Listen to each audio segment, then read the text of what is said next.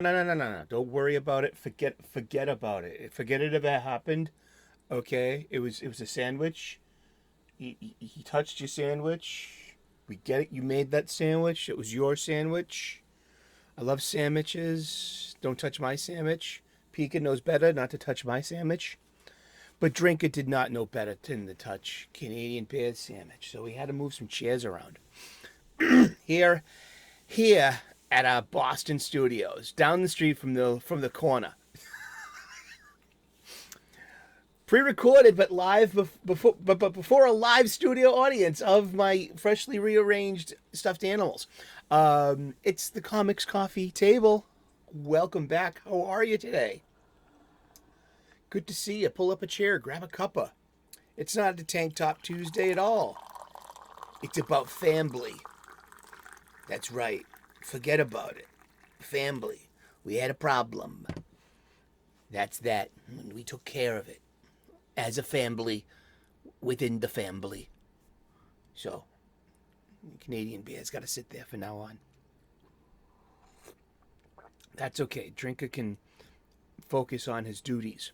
On his union job of being the boom mic operator, lighting technician, set designer, and cameraman. Pika, as we all know, is my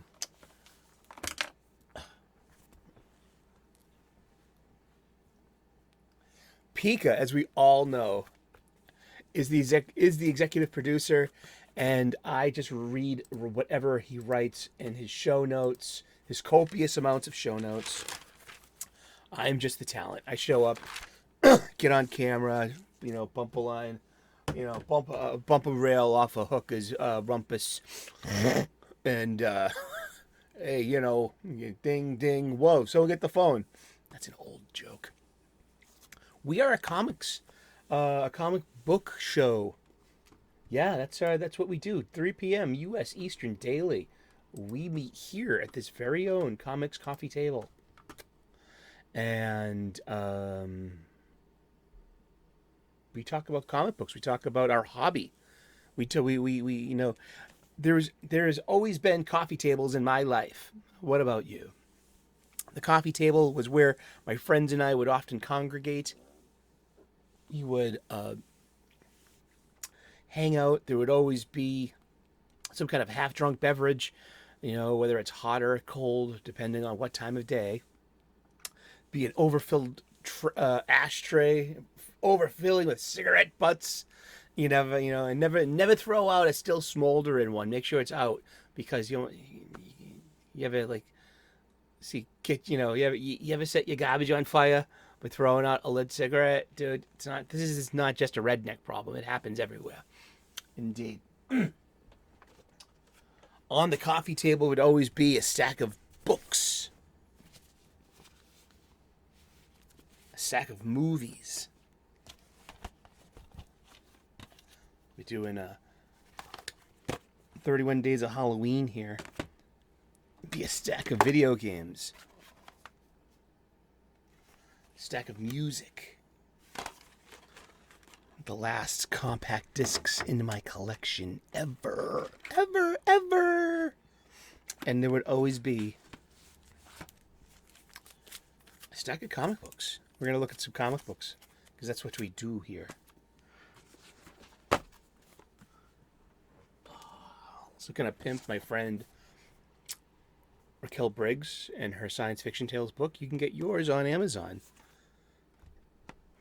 Seriously, or Kindle. She's coming out with a part 2. So that's going with the science fiction. That's going with the books on the coffee table. There's always books on the coffee table. Lots of science fiction, lots of science fact. Shakespeare, too. And some Homer.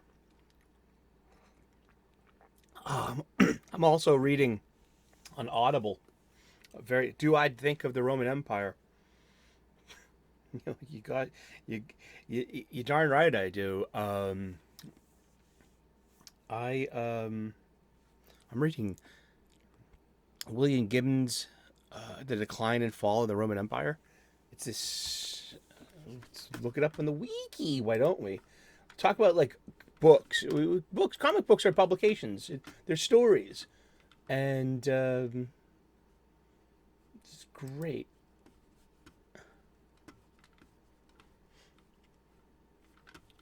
Let's see. Where did the Gibbon decline? There we go.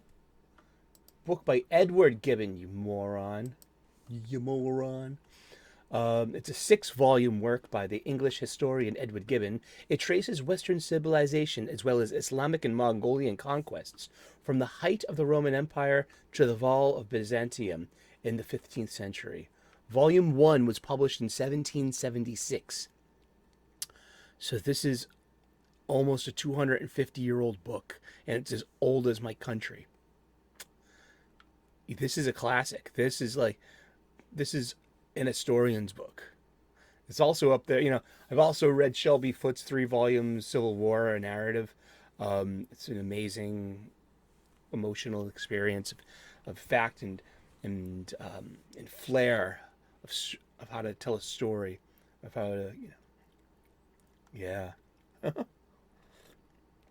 The 6 volumes cover the history from 98 years after AD in the Common Era as well to 1590 of the Roman Empire, the history of early Christianity, and then the Roman State Church, and the history of Europe, and discuss the decline of the Roman Empire. Oh, wow. And it was, according to Gibbon, the Roman Empire succumbed to barbarian invasions in part due to the gradual loss of civic virtue among its citizens. Civic virtue is the cultivation of habits important for the success of a society, closely linked to the concept of citizenship. Civic virtue is often conceived as the dedication of citizens to the common welfare of each other, even at the cost of their individual interests. Civic virtue. Interesting. So it gives me faith in this American experience, because we have not come to our empire phase yet. Yeah.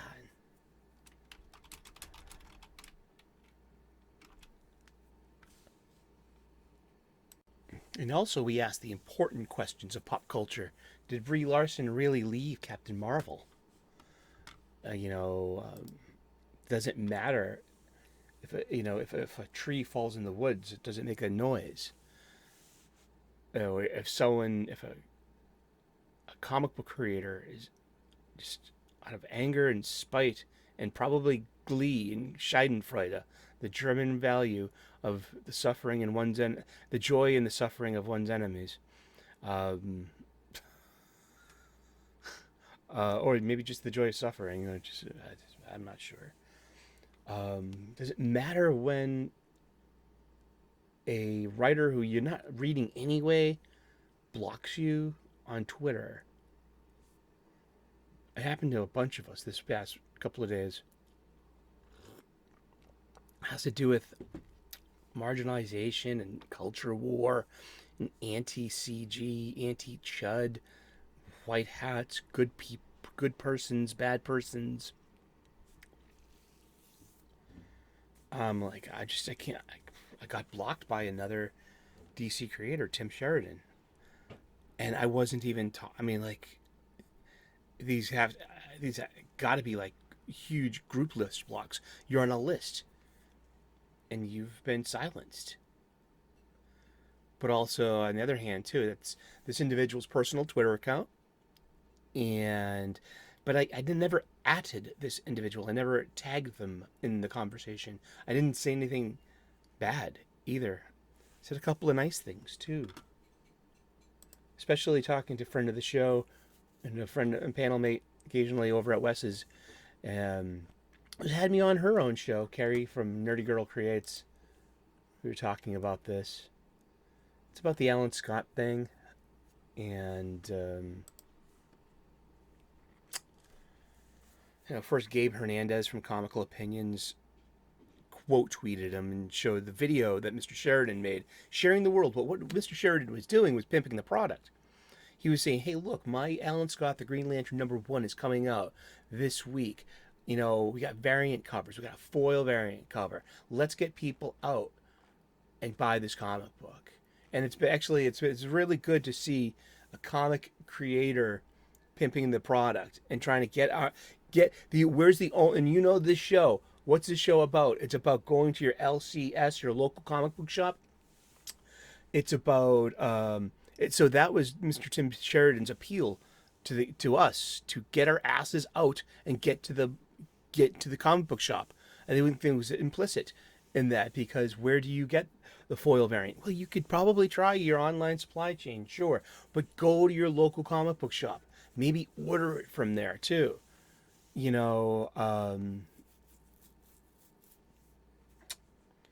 so yeah, and it's just there's a conversation out there because of this, because of also language that he used in targeting other people, because he's saying, because the whole big thing is identity politics, and it's about this whole culture war thing and being a culture warrior.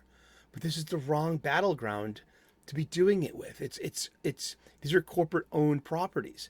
Mr. Tim Sheridan, by blocking me for being part of this conversation, a comic book shop style conversation online, and for not correctly aligning with his values, and for appearing on his radar as a potential hostile, as a potential unmutual, as a potential non-ally.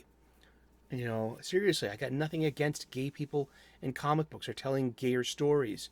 There's a whole balance to, hey, I'm a little uncomfortable seeing the same sex, postcoital intimacy snuggling, you know what I mean, between two shirtless men in my superhero comic book. There's a counter to that. It's fair and equal. And it said, we've been looking at same sex relationships all this time, and that same thing. This is normalization. And you need to get over your reaction of seeing acts of love or intimacy or closeness that don't align. That's kind of the point of what they're doing. And it's about that is the point of normalization. There shouldn't have to be a closet anymore. It's the 21st century. But it's an interesting conversation too. What are they going to do with Green Allen, Alan Scott, the original Golden Age Green Lantern dating back to 1940. This character that we've known for 83 years, going on 84 years very soon. All right, and until very recently, has always been portrayed as, he's heterosexual, has had two marriages and two kids. But because of what we need for, to have representation, and diversity, and people feeling seen in comics, and also for telling stories as well, there was something called retroactive continuity, a retcon, if you know that word. It's going back and changing things in the past and saying they were always like that. And, it's kind of necessary when you have an 85-year-old story, such as Superman's. You have to have room for new stories. The old stories are especially origin stories, and have always been continually retold. The baby Kal-El infant rocketing from the doomed Krypton has been retold so many times over again, with the artist's own interpretation of how, the ship looked, or how the parents were dressed, stuff like that. There's always some kind of robustness. So I can see, going. Now we're saying that Alan Scott has been gay since since 1936, in his early army days, and that he was living a closeted life all this time. So it's the needs of modernity, and the needs to have diverse representation of characters in these stories, and the stories themselves. Hey, we've had plenty of Corey and Dick, over on Teen Titans. We've seen, or Babs and Dick, Barbara and Dick Gordon. We've got plenty of romances of, it's time to make this is the time to have, all these voices get heard. yeah. So there is. I'm not an unmutual. I'm not an unally, a non-ally. I'm just not like you're gonna run into that wall of that consistently that you did with Bobby Drake, with Tim Drake, just and now with Alan Scott being like this character wasn't gay before you made them gay to suit your like the modern publishing need of checking off boxes. It's like this is what Kathy Bates got all mad about and misery about just like that this is pooty duty that's not how it's supposed to end. The reader is smarter than that. It's just and you're like and like you're right, this is clumsy. It doesn't fit it's not very elegant, but darn it, we're gonna do it because this is progress. So I've got nothing against Mr. Sheridan. I think I actually saw him at Fan Expo last August. I might have said hi to him. He might have been sitting like right next to Jerry Duggan. But what Sheridan also says on his video though was the motivation of alphabet people, marginalized people, queer people, gay people. He's making an appeal saying, you get out and go buy this comic. It was made for you because there are comics gators in this world who hate you, and so let's show those haters to shut up, and you show up and buy the book because that by doing that act of love is an act of is dunking on a chud. And so it's like those weren't his exact words, but it's like he's appealing to the people that he's writing this for, or they're gonna best resonate, but also is under the whole culture war notion of, oh wow, these guys are these chuds, these jarheads, these dude bros. I love these guys. I watch their shows. It's probably why I got blocked by my Mr. Sheridan's, because I'm adjacent to these voices. I don't decry them. I just look at them as a bunch of 90s style shock jock radio goofs and with wrestling kayfabe. Yeah, they overuse the word gay all the time. Oh gosh, it's cringy. Like everything has to be gay. It's like, wow, you sound like Cartman from 1998. I mean, it is now the 21st century. I mean, the overuse of the word using gay to mean something negative, I think that's come and gone. I think you just got. It's time to. You need a new word. It's because gay doesn't mean that anymore. Because you can say the same thing about woke. Oh, woke doesn't mean that anymore. Well, gay doesn't mean. Why are you attributing gay to weird? To badness. That's what you're doing, or unmanliness. There's nothing more manly than two men. That's double men. No lady. I don't know. Men. It's a ship all filled with men. So throw your rubbers overboard. There's nothing here but men. Dig a deeper hole, Sully. But I thought we were talking about comic books. We are. We're talking about Tim Sheridan. And so, I wrote on Twitter, in a conversation with Carrie and with Gabe and with the general, this general comic books audience. You know what I mean? From with Wes's people that I got this originally from Gabe Hernandez, whom I know from Wes's shows and being on panels with him. This is the conversation that's going on. Why wouldn't it be? But to be group blocked because you're not showing the proper allegiance it's weird. It's really weird, and it's concerning too. And it makes me more afraid of progressive people than Republican people, conservative people. It really does. Yeah, I wonder if the conservative Republicans will catch up to those tactics. I hope they do. But I said, I was talking to Carrie, and I was, talking to a few people, just Sheridan's anti-chud stance aside, I do agree with Gabe Hernandez about applauding Mr. Sheridan's call to buy the floppy and its variant covers, which infers going to an LCS, a local comic shop. I'm a sucker for a cool variant, for a cool foil variant, and he advertised one. Perhaps if alphabet and marginalized people are marshaled and come out to buy this, then we can have some good numbers to say, hey, we have this many paying customers.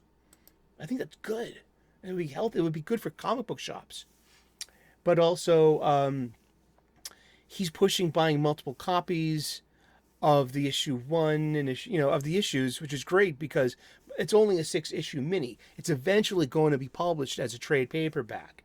You know what I mean? In its collected form, where probably your real, the real damage is going to be done with like your sales. It's not going to be in floppies, but so I'm saying it's a 6-issue mini, and this is just Tim's video that he did.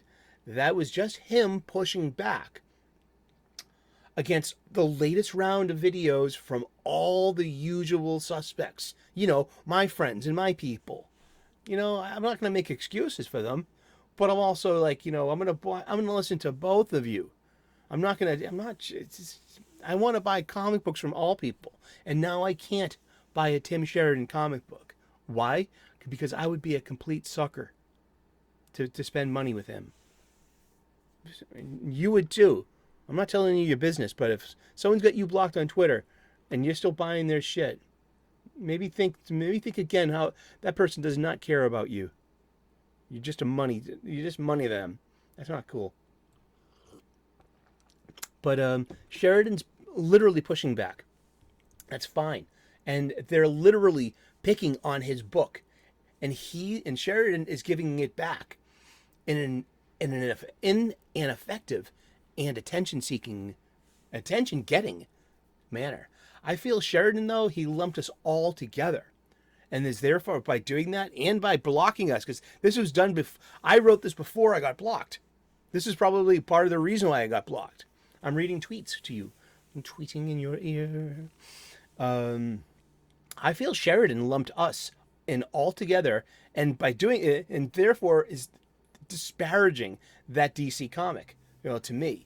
I mean, like, why should I go buy Alan Scott Green Lantern now?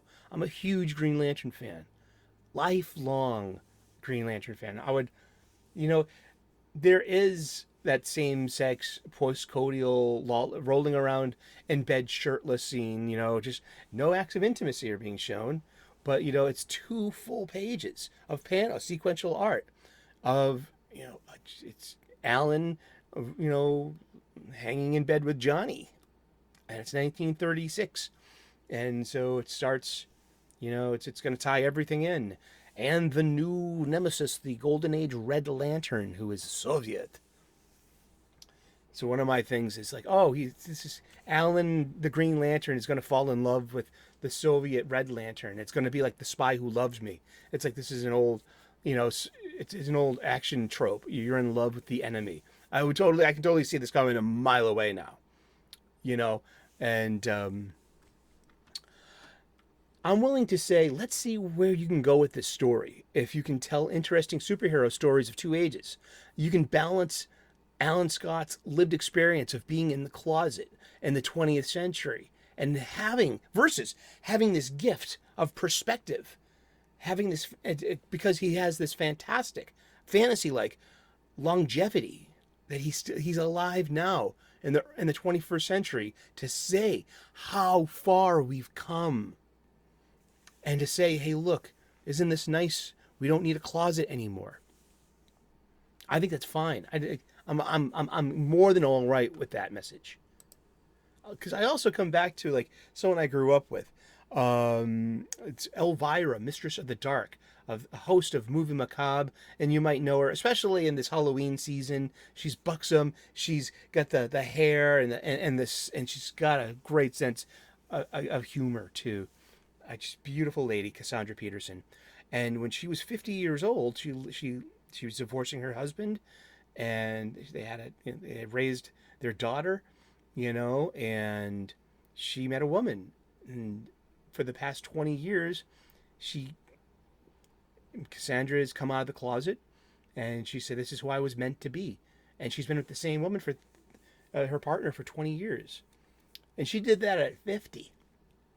So I'm saying, like, and also in the 20th century, that's what people did. They got married, and they had a closeted life, and that was America's closet. That was gay culture in the 20th century, for the most of the 20th century.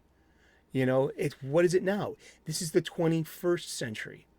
Lots have been, and we've come a long way. I know there's, lots of, just the constant appeal to fixing problems, and I just think there's this. I think there are. I don't know. I don't think I don't see it. But also, I'm not part of that culture or community, so I'm not feel I don't necessarily feel hunted or being unpersoned because of my my identity or where I fall in that spectrum. So yeah, I don't feel any persecution. So I mean, it depends. Like, is the persecution real? And you don't have to take it anymore. No, it's the 21st century. I mean, but yeah, I mean, and then come to find out that Mr. Sheridan has blocked me. Yes. But yeah, but he's blocked a lot of people. It's huge. It's a group block. It's like, it's got to be some kind of list. You're on a list. It's so scary. You're on someone's list, and you've been silenced. They're going to show up to your door, and you're going to be on someone's list, and you're going to be just asked to get in the truck, and no one's going to see you again. I mean, history's full of that. Progressives are fine with doing that. We've given you the permission of doing that to another person, being like, hey, just put them on the list, and we're going to round them up, and you're not going to have to worry about them ever again. History's filled with that. We are a show about comic books, though. Yeah, we've been talking about Tim Sheridan's block. And, but yeah, I've got some Batman comic books, some DC publications in a range of years. What is this, 1993? Because I love looking at advertisements in comic books. Really am.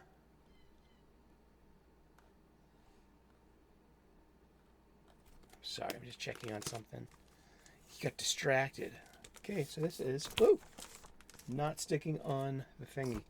Hey, look, video game ad, but it's a handheld. 1993 is this? This is during the Underworld Unleashed crossover event. 1995. December of 95. Nice. I'll be 23 years old. Carry the 4. Yeah, 23. Blue jeans. It's Nerf or nothing. 1995 funny book. Written by Chuck Dixon. Art by Aaron Lopresti. He draws good superhero stuff. We got some Dungeons and Dragons.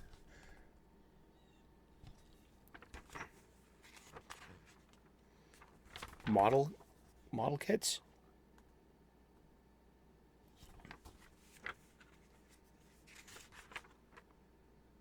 We've got photographic evidence of Tim Drake's heterosexuality back when he was originally created. So going back to this whole culture war thing, it's like, if you don't agree with the queer swapping of these characters, then you're not a good person, and you have to accept this, or else, because we need this representation, and you're not getting him back either. And it's like, yeah.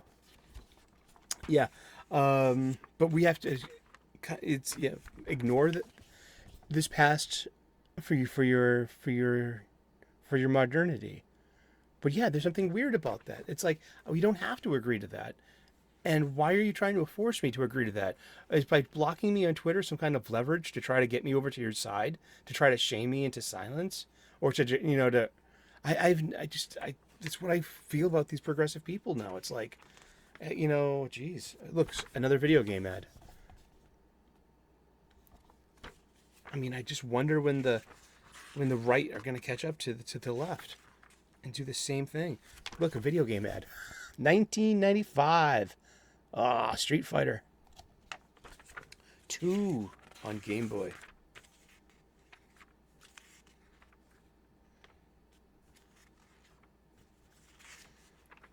I do love a Batman comic, and that's just early Tim Drake and Alfred. Isn't that great? Look at that. Just think that's so cool.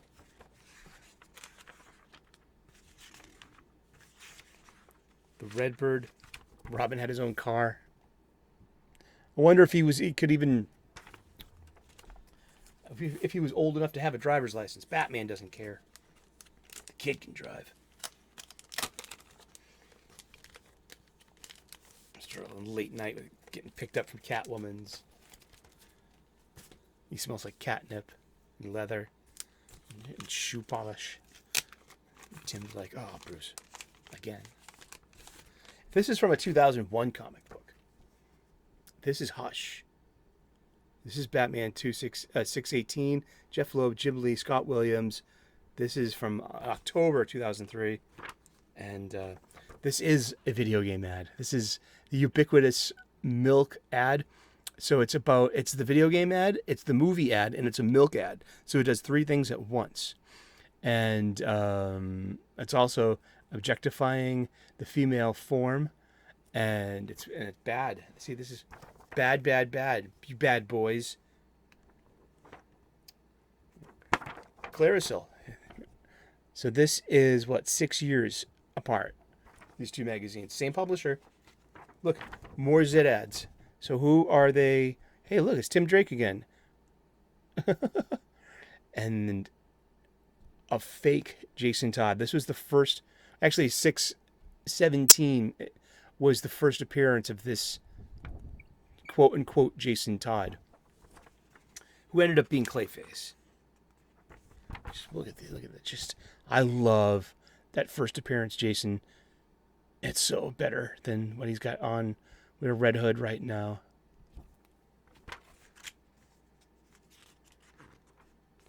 Join the Navy. You can sail the 7 seas in the Navy. You can live your life with ease. Video game ad.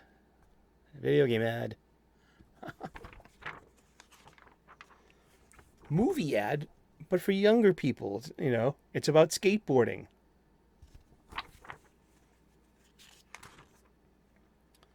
It's Magic the Gathering. So we have a tabletop ad, but it's a video game? Ooh. Maybe, is that like a... I never played Magic the Gathering, or... I never played Pokemon card games. Shh, don't tell him. Yeah.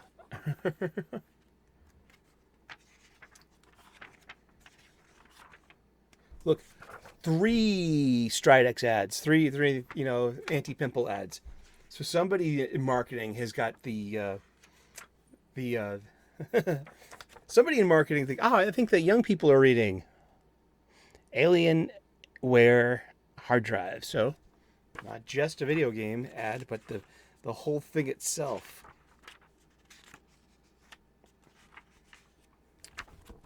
Video game ad. That's a great Batman and Robin there, too.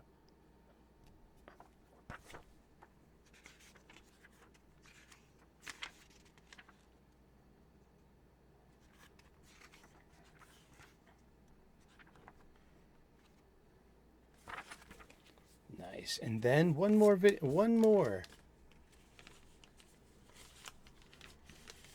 wrap it up.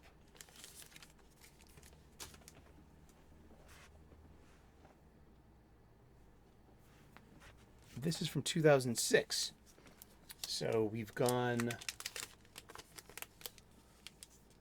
almost 10 years with DC Publications.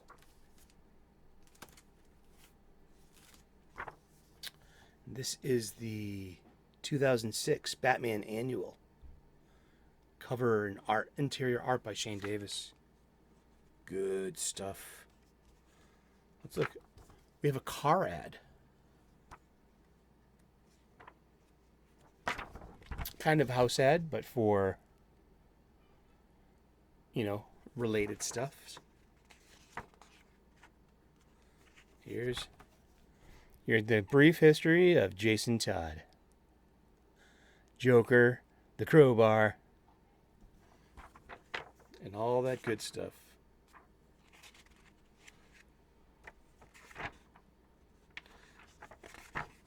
The anti-pot above the influence ads.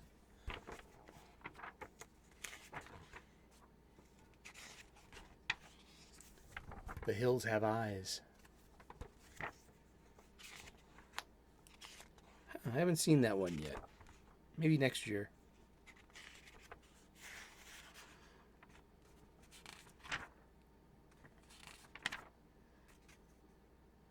So yeah.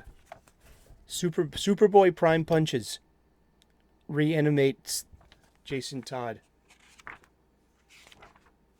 And he crawls from his grave. All right, we're going to wrap this up. Look at this. That's great. Indeed. Well, have a great day. I hope that everything's going your way. And thank you for tuning in. Talking Comic Books. 3 p.m. U.S. Eastern Daily. And, yeah, God bless, namaste, good luck. And we will see you again in those funny pages. Ciao, bye-bye.